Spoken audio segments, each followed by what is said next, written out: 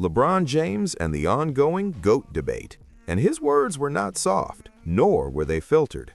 Malone did not come in to be polite. He did not sugarcoat anything. He spoke with the authority of a two-time MVP, a Hall of Famer, and one of the greatest power forwards to ever play the game. When Karl Malone speaks, people listen because he knows the game from the inside. He knows what it takes to be great, and he knows the difference between being a legend and being the greatest of all time. Malone began by addressing the elephant in the room, LeBron James's place in the GOAT conversation.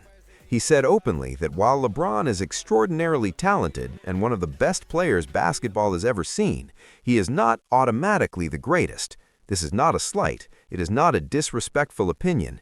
It is an observation rooted in years of experience competing at the highest level. Malone compared LeBron to Michael Jordan, the ultimate benchmark for greatness. Jordan's career, Malone pointed out, is defined by perfection in the biggest moments. 6 NBA Finals appearances, 6 championships, 6 Finals MVPs, and never once did he allow a series to slip away. That is dominance. That is what greatness looks like. LeBron, by contrast, has been to 10 finals and won only 4 of them. Malone highlighted this point calmly, without yelling, without attacking. He simply laid out the numbers and let them speak for themselves. 4 wins, 6 losses. That is a fact.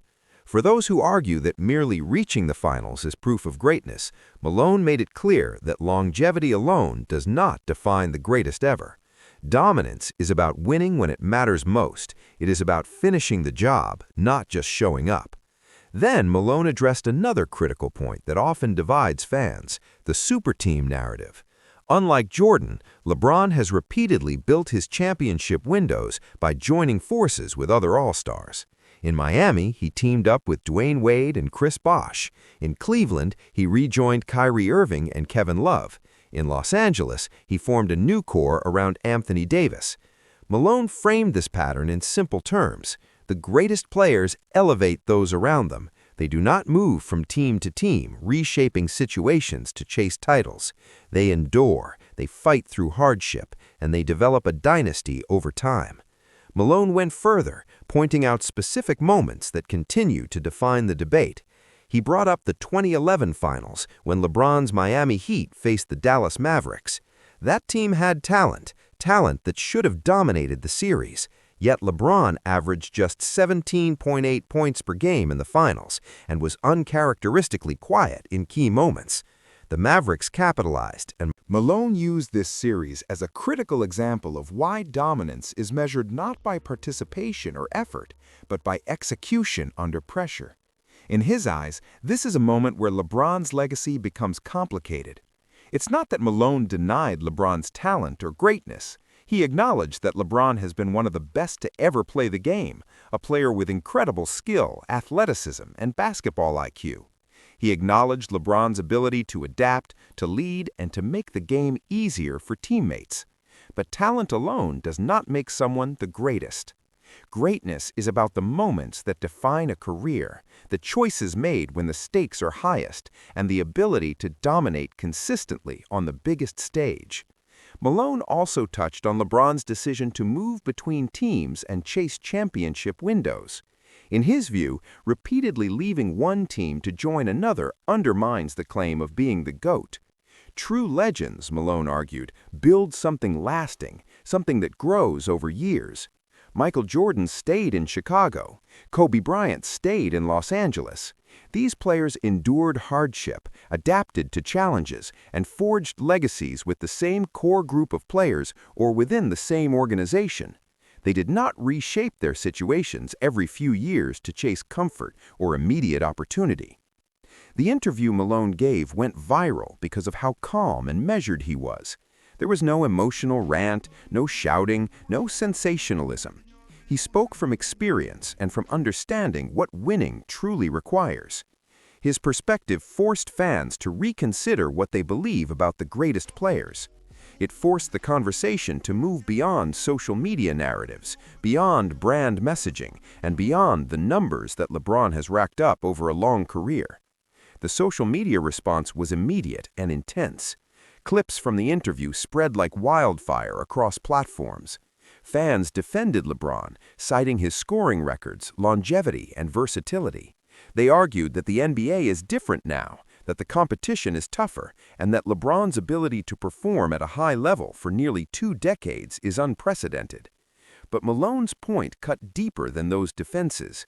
It was not about LeBron's durability. It was about performance in the moments that defined legends, about finishing when it matters most, about leadership under pressure. Other former players and analysts took notice.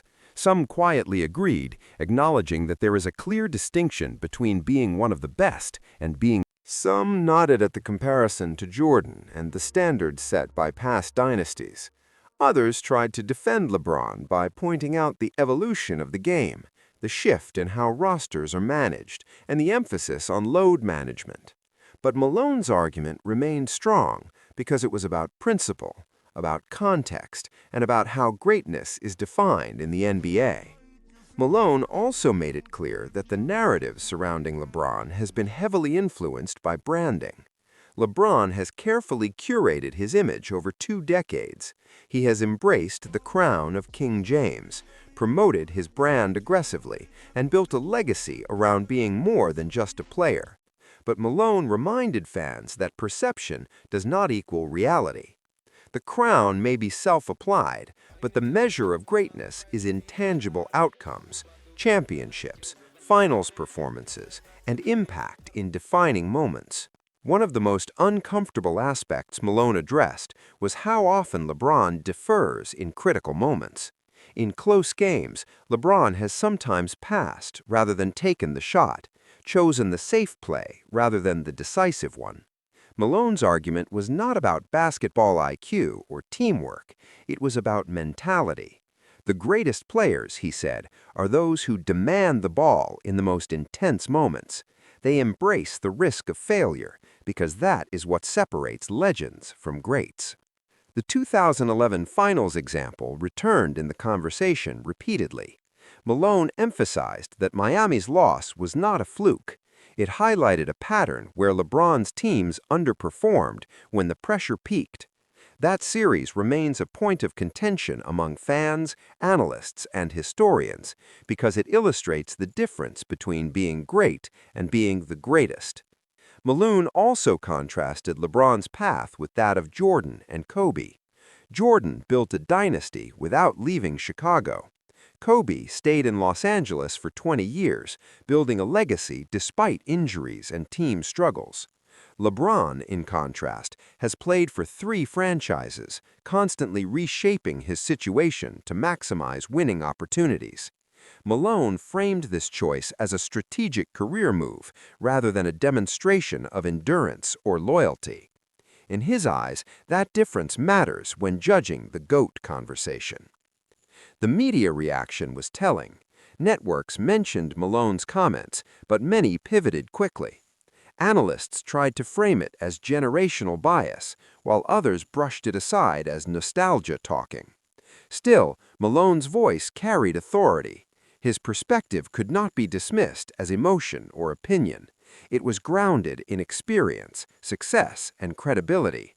This gave his argument power, and it forced even LeBron supporters to pause and consider the points he raised.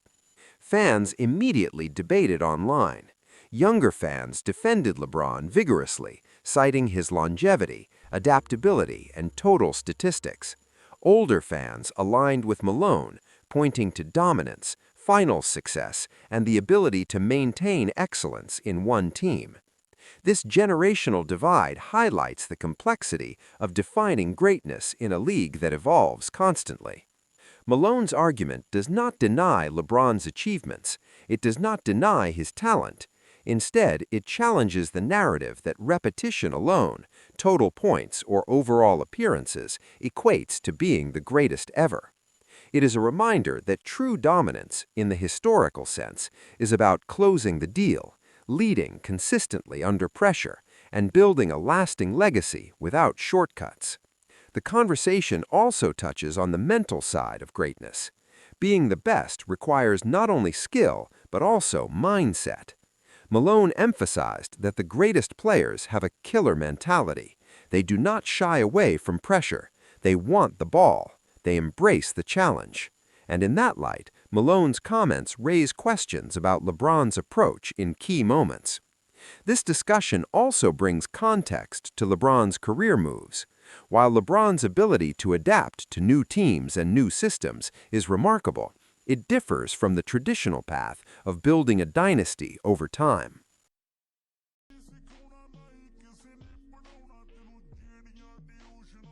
Malone highlighted this distinction, framing it as a defining factor in the GOAT debate. Legends, in his eyes, stay and improve the team around them, not reset it repeatedly. The viral nature of Malone's comments shows how much the basketball world respects his voice. He did not need to raise his voice or resort to dramatic statements. He used facts, context, and examples to make a clear, concise, and uncomfortable point. And that discomfort is exactly why this conversation is so important. It challenges assumptions and forces fans to think critically about what greatness truly means. LeBron's silence following Malone's statements was noticeable. Known for being active on social media, LeBron did not respond. That quiet reaction, or lack of reaction, amplified the conversation. It left fans speculating and allowed Malone's points to dominate the discussion without rebuttal. The silence also signals confidence, a refusal to engage in debates that are largely subjective and rooted in historical perspective. The larger story here is about legacy. LeBron has built an incredible career, unmatched in longevity and versatility. He has won 4 championships, reached 10 finals, and influenced the game culturally and socially. But Malone reminds fans that legacy is measured not only by numbers, but also by dominance, performance in critical moments, and the ability to endure and elevate those around you. Malone's statements force a new level of debate. Can LeBron's career be considered greater than Jordan's or Kobe's, despite his longevity and adaptability? Or does the repeated reshaping of teams and lack of consistent finals dominance create a gap in the argument? These are questions that basketball fans will wrestle with for years to come. Ultimately, Karl Malone's comments serve as a reality check in the GOAT debate. He acknowledges LeBron's greatness, but challenges the narrative that crowns him automatically. By using history, examples, and performance metrics, Malone reframes the conversation. He shifts it from brand perception and media narratives to tangible moments and enduring principles of greatness. This discussion is far from over. Fans will continue to debate, analyze, and rewatch games. Analysts will revisit the finals, the roster changes, and the defining moments. LeBron's supporters will cite his incredible career statistics, while critics will point to Malone's argument about finishing, dominance, and legacy. The conversation is layered, complex, and likely to remain one of the most compelling debates in sports history. At the core of Malone's message is a lesson about what it takes to be considered the greatest. It is not enough to accumulate points, appearances, or accolades. True greatness is proven in moments of pressure, through leadership, consistency, and the ability to shape an enduring dynasty. By framing LeBron's career against this standard, Malone provides clarity on why the debate continues to rage and why the title of GOAT remains subjective yet fiercely contested. Even years from now, when historians review NBA careers, Malone's commentary will remain relevant. It reminds fans that greatness is multidimensional. It challenges narratives, forces critical thinking, and provides context for comparing players across eras. And that, in itself, is a powerful contribution to how basketball history is understood. Karl Malone's critique is not the end of the discussion. It is a spark.